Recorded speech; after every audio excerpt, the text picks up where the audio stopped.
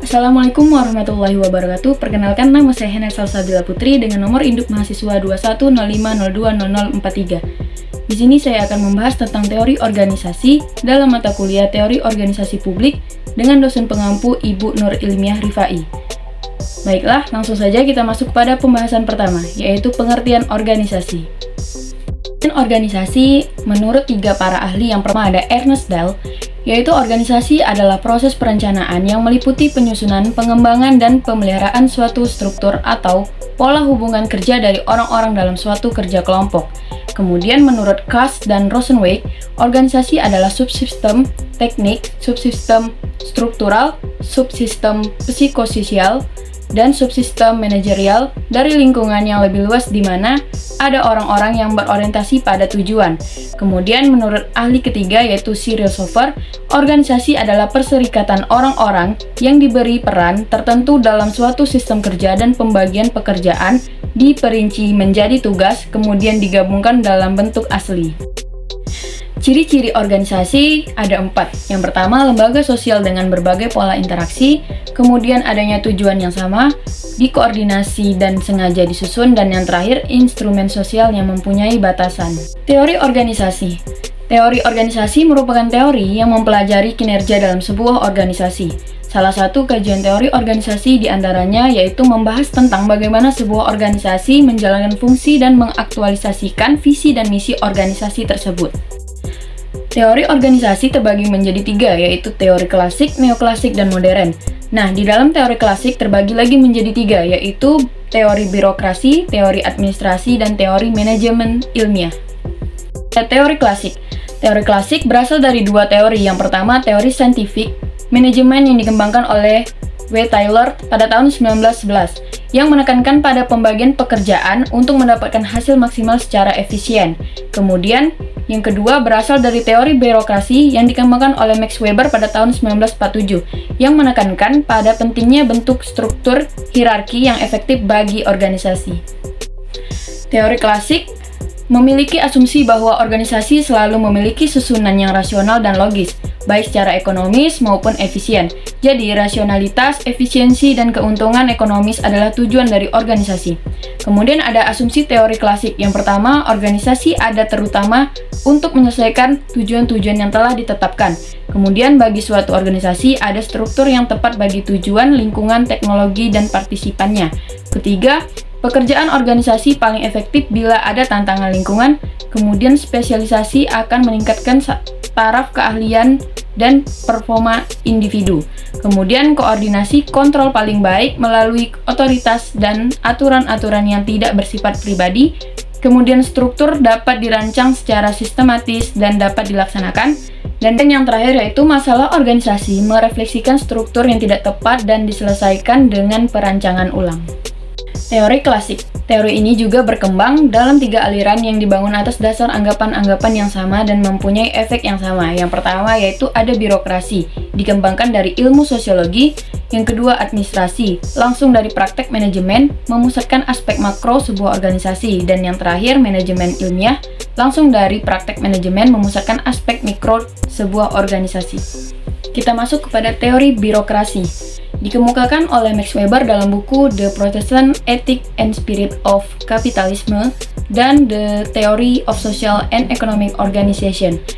Weber menggambarkan tipe birokrasi ideal dalam nada positif, membuatnya lebih berbentuk organisasi rasional dan efisien daripada alternatif yang terdapat sebelumnya, yang dikarakterisasikan sebagai dominasi karismatik dan tradisional.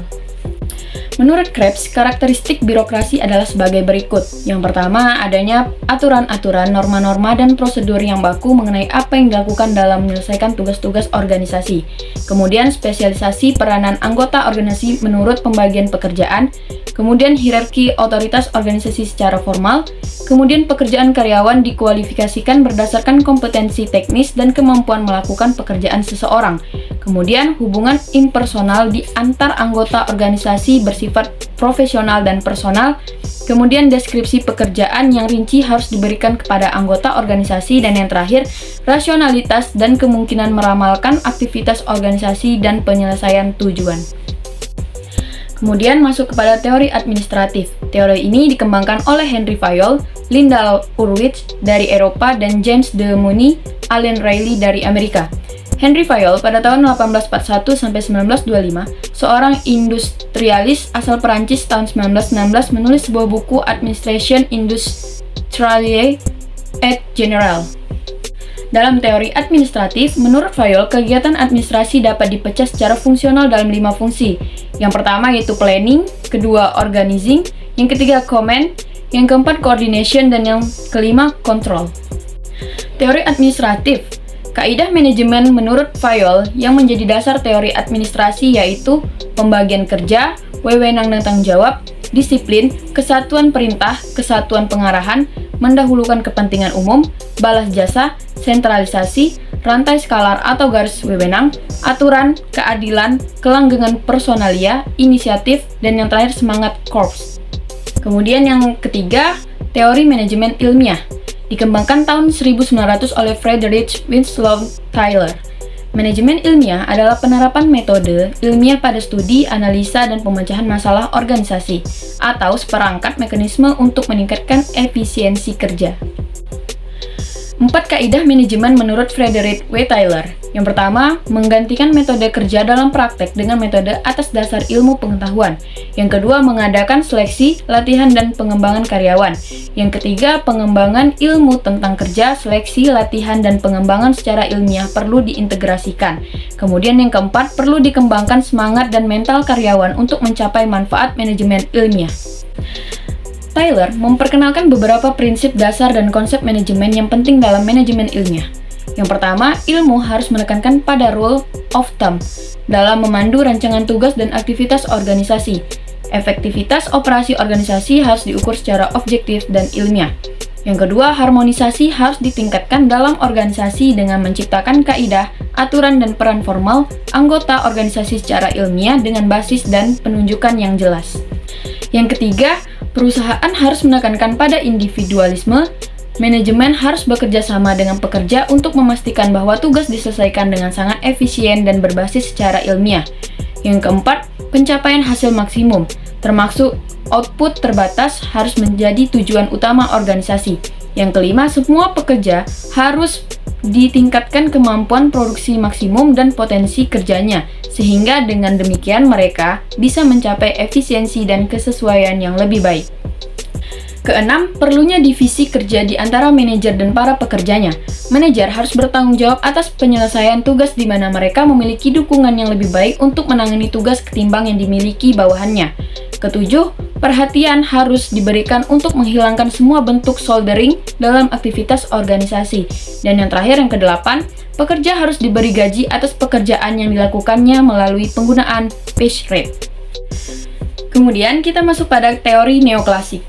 Kelemahan-kelemahan yang ada dalam pemikiran para ahli teori organisasi klasik telah merangsang munculnya pemikiran-pemikiran dari para ahli teori organisasi sesudahnya. Para ahli yang melakukan kritik terhadap teori organisasi klasik, namun tetap menerima beberapa prinsip para pemikir pendahulunya, meskipun dengan berbagai modifikasi dalam banyak literatur dikenal sebagai pendekatan neoklasik. Neoklasik disebut juga dengan teori hubungan manusiawi. Teori ini menekankan pada pentingnya aspek psikologis dan sosial karyawan sebagai individu atau kelompok kerja. Pendekatan yang menekankan aspek manusia dikenal secara umum pada dasawarsa awal tahun 1900-an, yaitu pendekatan perilaku behavioral approach atau pendekatan hubungan kerja kemanusiaan human relation approach. Dalam pembagian kerja neoklasik memandang perlunya adanya partisipasi, perluasan kerja, dan manajemen bottom up.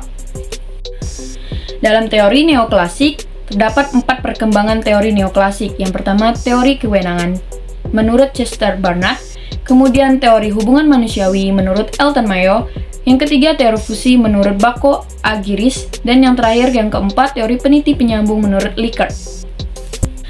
Aliran modern lebih mengarah pada pendekatan kontingensi.